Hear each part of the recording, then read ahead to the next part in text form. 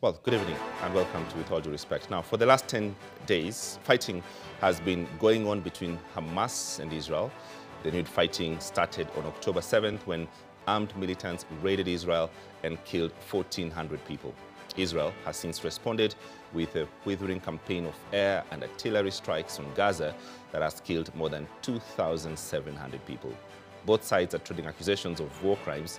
Now, to put this into perspective, earlier today, I spoke to the ambassador of the two states. The first on set was the Israeli ambassador to Kenya, Michael Otem, and I began by asking him if there is an end in sight in the decades-old feud. We have to separate two things here. One indeed is complicated, complex. We've been talking and dealing with it for decades, especially from 1993 when Israel recognized the Palestinian Liberation Organization, the PLO, signed the Oslo agreements, the Oslo Accord, and then the Oslo agreements, and most of the West Bank was handed back to the Palestinians. And I can go on and tell you the history of 2000 when we offered them 95% of the territory and the population, but that's not the issue today. The issue today is the Gaza. The issue today is Hamas. Gaza is separated physically from the West Bank. Gaza is ruled by the Hamas since 2006. We left Gaza, Israel left Gaza in 2005, uprooted the Israeli settlements that were in the vicinity inside the territory. We uprooted them. Then they had elections. The Palestinians, the PLO won. Hamas overturned the results, executed quite a lot of Palestinian PLO, Palestinian Authority people, and took over the Gaza Strip. So this is what we're talking about today. The Hamas, a terrorist organization, recognized as such by most of the enlightened world. Mm-hmm.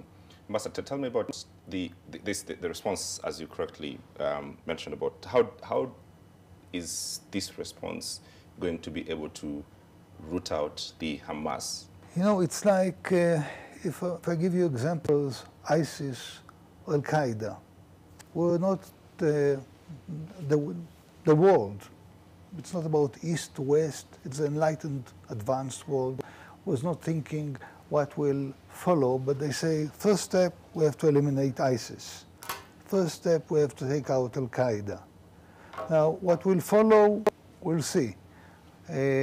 Obviously, and hopefully, there will be other forces who will take control of the territory in Gaza, and hopefully there will be a political process, but we are very far from that. At this very moment, we're talking about eliminating the military capabilities of the Hamas, taking the leadership down, because the Hamas leadership are leaders of a terrorist organization, an organization that aimed at killing. You know, the Hamas has a saying, after Saturday comes Sunday. And you know what they mean when they say it. What does that mean? Think about who cares what day is the most sacred day, the rest day for Jews and for Christians. So this is what it means. Ambassador, the difficult question, and I think to go about the point, the complexity of dealing with these attacks now is we live in a world where there's social media, there's new media, and we're seeing all these videos and pictures, and we're seeing all these deaths from both sides. How is the world supposed to interpret these pictures and videos that we're seeing, even though there is the right, correct response that Israel has to respond? How is the right of sort of citizens in the Palestinian territory, the Gaza, sort of to be protected at this time? People should judge by common sense, but by more than this, by humanitarian sense. In 75 years of our existence as a state, we never entered Palestinian towns, cities, or villages, killing civilians, raping women, decapitated babies, We never did it.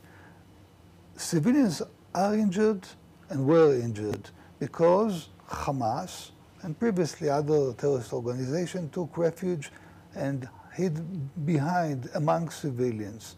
You know it from your own neighborhood. It's easy to target Al-Shabaab when they are on open ground. It's much more difficult to target them when they are hiding among civilians, and they know it. I mean, it's not something that is difficult. The same did Al-Qaeda. You hide among civilians, which by itself is a war crime. So people keep on talking about war crimes. Anybody who can open and read the laws of war, this is the basic law, distinguishing yourself from the population. Yeah, and I was making the point that these casualties on both sides, and the public currently has to contend with the videos and the pictures that we're seeing of women and children who were executed by Hamas civilians, and on the other side as well, they're getting caught up in either bomb attacks or they're getting caught up in these things. So how does one interpret this in this new day and age? And I think that's a difficulty of this. No, have you heard about an army that makes phone calls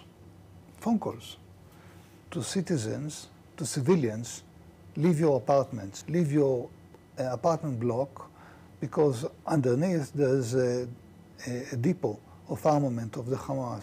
So leave your apartment. Have you seen an army that throws from the air millions of leaflets, evacuate? We don't want you to get hurt. So it's not only the picture. You're right. With the social media, if you look only at the picture and you don't know the context, you don't know the context. So, you know, I can show you a context. So this is one of the difficult pictures of a baby shot in his head on Saturday in the cradle. And that's the context. So obviously, if you don't know the context, you can't make a judgment. This is why we tell the story. This is why we bring people who were there. We try to explain, to go beyond the simplistic of showing a devastating. If you see a demolished house from bombing, you don't know that it was a hidden place for Hamas or a depot. So, yeah, it might be misleading and looks the same.